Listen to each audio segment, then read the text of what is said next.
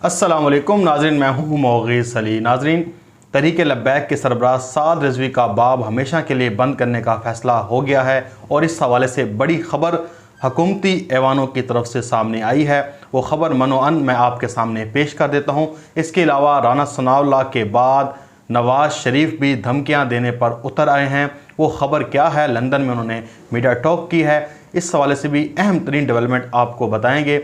और आखिर में इमरान खान साहब के दौरे हुकूमत में डॉलरों की बारिश हो गई है और बड़ी खुशखबरी सामने आई है। तो जनाब आला, पहले आपको बता देते हैं कि साद रिजवी का किस तरह से बाब बंद करने का फ़ैसला हुआ है। लेकिन उससे पहले एक अहम तरीन ख़बर यह भी है कि लंदन में तहरीक लब्बैक पाकिस्तान के जो कारकुन हैं उन्होंने एहतजाज भी किया है और एहतजाज वो कर रहे हैं, लेकिन उसके बाद उनके लिए बड़ी मुश्किलात पैदा हो गई हैं क्योंकि पाकिस्तान ने एक तंजीम को दहशतगर्द करार दिया है, कालअदम करार दिया है। उसके बाद उनके कारकुन अगर उस हवाले से एहतजाज कर रहे हैं तो उनका लंदन में भी गुजारा मुश्किल हो जाएगा। और उस हवाले से भी हुकूमत ने कहा है कि जिन जिन लोगों ने वहाँ पे एहतजाज किया है उनका नाम भी जो लंदन के हुकाम हैं उनको दिया जाएगा और कहा जाएगा कि ये पाकिस्तान के अंदरूनी मैटर्स में मुदाखलत कर रहे हैं और एक ऐसी जमात को सपोर्ट करने के लिए एहतजाज कर रहे हैं, दबाव डाल रहे हैं जो यहाँ पे दहशतगर्दाना कार्रवाइयों में मुलव्वस है। जनाब, ये जो ख़बरें हैं ये मैं आपको मनोअन इसलिए पेश करता हूँ क्योंकि ना तो हम किसी जमात के कारकुन हैं और ना ही हम जो है किसी के माउथ पीस हैं। बहुत से लोग जो हैं वो तहरीक लब्बैक के हवाले से ऐसी ख़बरें पेश करते हैं जिनका हकीकत से लेना देना कुछ नहीं होता, लेकिन हम अपनी जर्नलिस्टिक जो एक ज़िम्मेदारी है वो पूरे सच के साथ आप तक पहुंचाते हैं। अब ये मैंने नोटिफिकेशन नहीं निकाला जो मैं आपको साद रिजवी के हवाले से बता रहा हूँ, ये नोटिफिकेशन नेक्टा ने निकाला है, पाकिस्तान की हुकूमत ने निकाला है। वो क्या कहते हैं जी?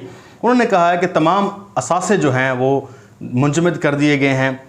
तहरीक लब्बैक के नाम जो है वो कलदम जमातों की फहरिस्त में शामिल कर लिया गया है। अब मुकम्मल तौर पर इसका नोटिफिकेशन हुआ है क्योंकि पहले इसका नोटिफिकेशन नहीं हुआ था।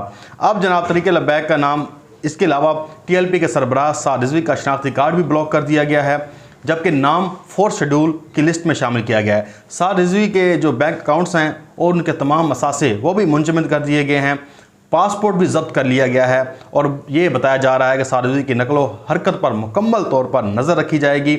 अब कलदम TLP के सरबराह को अपना बगैर किसी इजाज़त के घर से निकलने की भी इजाज़त नहीं होगी। मुतलका SHO को बताना होगा क्योंकि आपको पता है जब 4th शेड्यूल में नाम जारी होता है, शामिल होता है, तो फिर आप नकलो हरकत आसानी के साथ नहीं कर सकते। जहाँ भी जाना हो वहाँ पे पहले अपने मुतलका SHO को या थाने को बताना पड़ता है, फिर उसके बाद आप नकलो हरकत कर सकते हैं। इसके अलावा अब आपको बता दूं कि शेख रशीद साहब ने जो तहरीक लब्बैक पाकिस्तान के कारकुन हैं जो असम्बली में पहुंचे हैं उनके हवाले से भी इक़दाम उठाए जा रहे हैं और उनको भी डी नोटिफाई कर दिया जाएगा, डी सीट कराया जाएगा, यानी कि उनकी रुकनीत जो है वो मुअत्तल करा दी जाएगी। इस हवाले से वफाकी वज़ीर दाखिला शेख रशीद साहब ने ऐलान कर दिया है।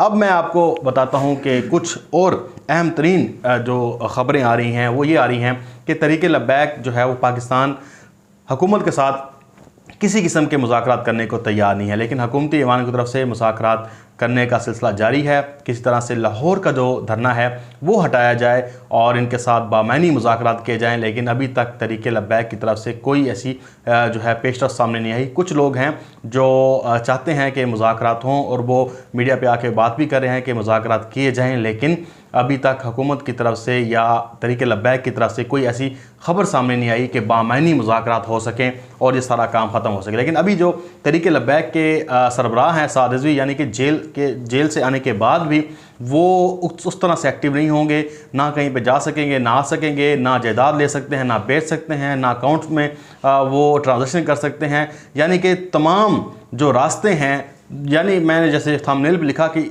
साद रिजवी साहब का बाब जो है वो मुकम्मल तौर पर बंद करने का फ़ैसला हुआ है। तो ये फ़ैसला अब आपके सामने है। ये नेक्टा नोटिफिकेशन जारी किया है हुकूमत ने, पाकिस्तान ने। अब आप देखिएगा आगे आगे होता क्या है। जो भी होगा वो आप तक मैं जो है मनवन ख़बर जो है हुकूमती ऐवानों से वो पहुँचाता रहूँगा, वो ऑथेंटिक सोर्स के साथ। ये नहीं है कि आपको जैसे साद रिजवी के बारे में एक बंदे ने लिख दिया कि उनको जेल में तशद्दुद किया गया, मारा गया है, वीडियो सामने आ गई है, ये झूठी कहानी है। ये मेरा काम नहीं है और ना मैं ये काम करता हूँ कि मैं थंबनेल पे कुछ लिखूँ और आपको कुछ बताऊँ और खाम से एग्जरेशन कर दूँ और बातों को लंबा करूँ कि यार ये हो गया वो हो गया, बड़ा मामला नहीं। सीधी सी बात है, ये नोटिफिकेशन आते हैं, हुकूमत ख़बर देती है, हम आप तक पहुंचा देते हैं। इसके अलावा नाज़रीन, जैसे मैंने बात की नवाज़ शरीफ के हवाले से बड़ी ही अहम तरीन डेवलपमेंट सामने हुई है। राना सनाउल्लाह ने धमकियाँ दी थी ब्यूरोक्रेसी को, और ब्यूरोक्रेसी की धमकियाँ इसलिए दी गई थी कि वो उनके ताबे रहे, उनकी ग़ुलाम बन के रहे, उनके नीचे लग के काम करे। यानी कि उन्होंने कहा कि ये हुकूमत जाने वाली है, हुकूमत गई तो फिर हम आपका देख लेंगे। कमिश्नर लाहौर को धमकियाँ दी जा रही थी इस तरह से, और ब्यूरोक्रेसी के लोग थे उन्हें धमकियाँ दी जा रही थी। लेकिन अब नवाज़ शरीफ से जब सवाल किया गया कि जाती उमरा तो बुज़दार साहब गिराने लगे हैं, इमरान खान साहब ने तैयारी पकड़ ली है, तो उसके ऊपर वहाँ पे उनके सहाफ़ी, जो आपको पता है कि बड़े ही लाडले सहाफ़ी होते हैं, बड़े ही प्यारे प्यारे और सॉफ्ट किस्म के सवालात करते हैं, क्योंकि इतनी जुर्रत तो उनमें है नहीं कि सख्त सवालात कर सकें। उन्होंने लंदन में भी रहना है और अपने ख़राजात भी पूरे करने हैं।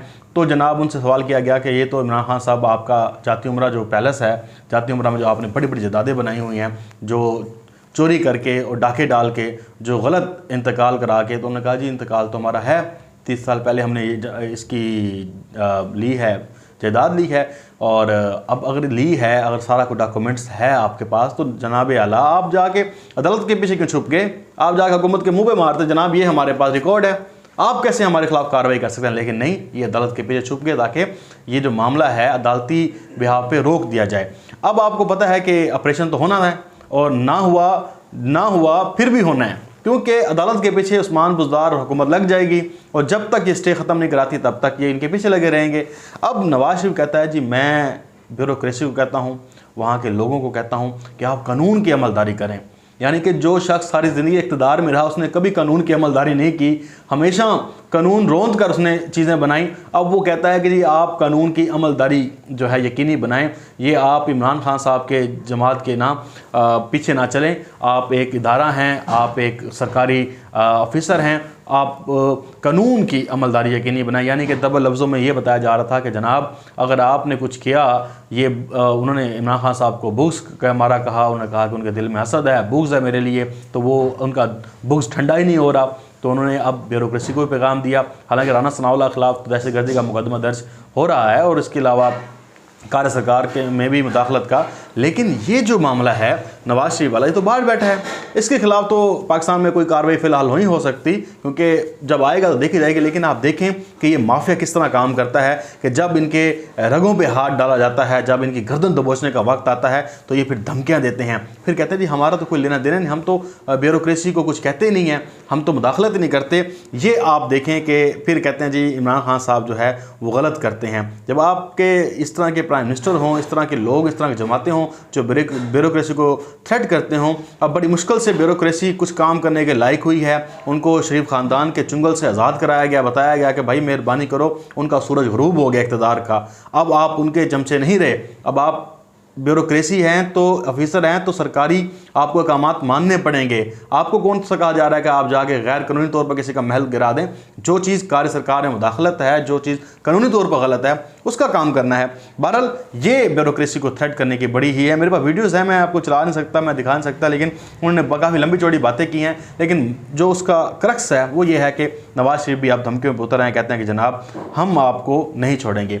जैसे मैंने कही बात कि इमरान खान साहब की कि डॉलर्स की बारिश है, तरीक़े लबैक के हवाले से उन्होंने जब ट्वीट किया उसमें उन्होंने नामुस रिसालत के हवाले से बात की। उन्होंने कहा कि आलमी जो दुनिया है, आलमी फॉर्म, दीगर ममालिक, वो हम जो हैं हज़ूर पाक सल्लल्लाहु अलैहि वसल्लम की शान में गुस्ताखी बर्दाश्त नहीं कर सकते। ये उन्होंने ट्वीट पर लिखा, बताया, दुनिया को आगाह किया कि भाई जो कुछ मर्ज़ी हो जाए, हम इसके ऊपर मर मिटने को तैयार हैं, लेकिन उसका तरीक़ाकार है। ये नहीं है कि हम अपने मुल्क को जला दें। अब पाकिस्तान की तारीख़ में जो है पहली मरतबा एक माह के दौरान 5 अरब डॉलर से ज़ायद ज़र मुबादला जो है वो पाकिस्तान कमाने में कामयाब हुआ है। ये डॉलर्स की बारिश है जो एक सही सिमत में मईशत है वो जा रही है। शौकत तरीन साहब आए हैं, उन्हें मईशत सही हालत में मिली है। जितनी मेहनत हफीज़ शेख ने या हमारा साहब ने की या दीगर ने की है, उतनी मेहनत इनको नहीं करनी पड़ेगी। बड़ी मुश्किल से ये जो है मईशत सही तरीके, सही ट्रैक पे गामज़न हुई है, तो बड़े अच्छे जो है अंदाज में इनको मिली है। अब मार्च के माह में मुल्क के एक्सपोर्ट्स जो हैं और तरसीलात ज़र के इजाफे के तमाम रिकॉर्ड जो हैं वो टूटे गए हैं। माली साल के अख्ताम तक जो बरसों बाद पहली मरतबा पाकिस्तान अपने तजारती अखराजात के मुकाबले में कई अरब डॉलर ज़ायद कमा लेगा। ये अब ख़बर सामने आ रही है और ये एक्सपोर्ट्स जो हैं वो भी बढ़ चुकी हैं, तरसीलात ज़र में भी इजाफे के रिकॉर्ड टूटे हैं। ये इमरान खान साहब की हुकूमत में, लेकिन ये अभी तक बताया नहीं गया, ना ही कोई हमें मीडिया चैनल पर बताएगा कि ये भी इतने बड़े रिकॉर्ड टूटे जा रहे हैं, बड़े बड़े डॉलर्स पाकिस्तान में आ रहे हैं, लेकिन हमें क्या दिखाना है, कैमरा लेके जा जाना है, चला जाना जी ये महंगाई हो गई है, वो महंगाई हो गई है, ये चेंज हो गया, वो चेंज हो गया, लेकिन असल खबरें वो नहीं दिखाई जाएंगी। बहरहाल ये मैंने आप तक पहुंचाई है। अपना बहुत सारा ख्याल रखिएगा। मुझे इजाज़त। अल्लाह हाफ़िज़। पाकिस्तान जिंदाबाद।